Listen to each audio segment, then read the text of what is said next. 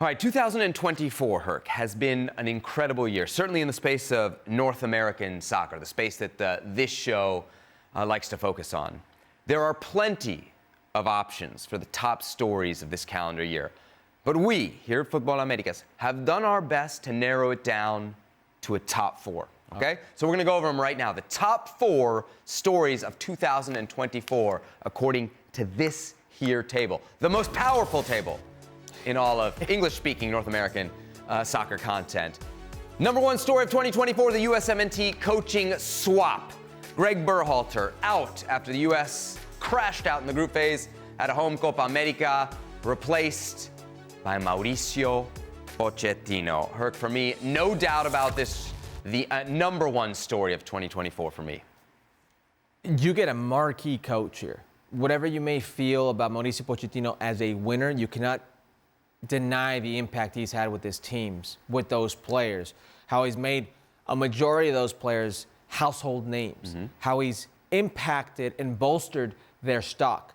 I've always said, for as green, as naive, as new as this team was, these players, the likes of a Tyler Adams when he started on the national team, the likes of an Anthony Robinson, the likes of a Yunus Musa, these type of players, for as green as they were, the greenest part of this team was their head coach. That was the most inexperienced part of this team. And a lot of people felt it was the one piece holding them back. It's the greatest collection of players the U.S. men's national team pool has ever had. You've never had players plying their trade in the leagues and the clubs that they've had in this 4+ years. This move gives everybody an opportunity to see if is it the players or was it the coach? What can happen? Can you do something special? A coach like Mauricio Pochettino gives you at least that hope, at least the understanding that now you have somebody that maybe is capable of taking you there, and absolutely the top story for the U.S. men's national team in 2024. Yeah, to me, why it's so important is because they land Pochettino. Like, on its own, the Berhalter firing is a big story, but I don't know if it's the number one story. It's the combination of making the decision to get rid of Berhalter and then following it up with the hiring of Pochettino, which to me is just a marked step up in class and status for the U.S. Soccer Federation and kind of beyond, or specifically beyond that, the U.S. men's national team. You've got, by far, on paper, again, the best manager that this national team has ever had. So, in theory, that guy should take you further than any other manager has. But I think really, to me, from our perspective, one of the keys of this story is that Berhalter was fired in the first place. I think that is also a sea change in American soccer and specifically how the federation operates. We've been around this a long time. There have been plenty of moments where there's been pressure or tension around the national team manager, but it didn't last and it wasn't loud enough for U.S. soccer to care, to be moved enough to do something about it.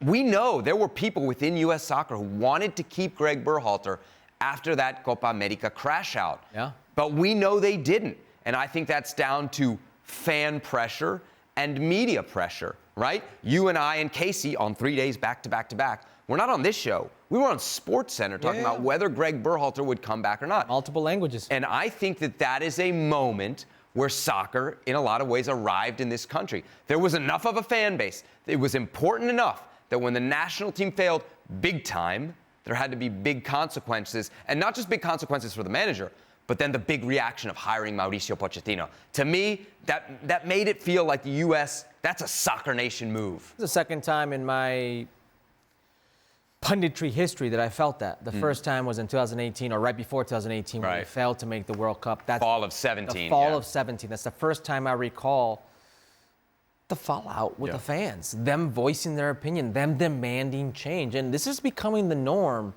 now in these hardcore footballing circles. But you would have doubted if the U.S. was that. You saw it with the LA Galaxy. Yeah.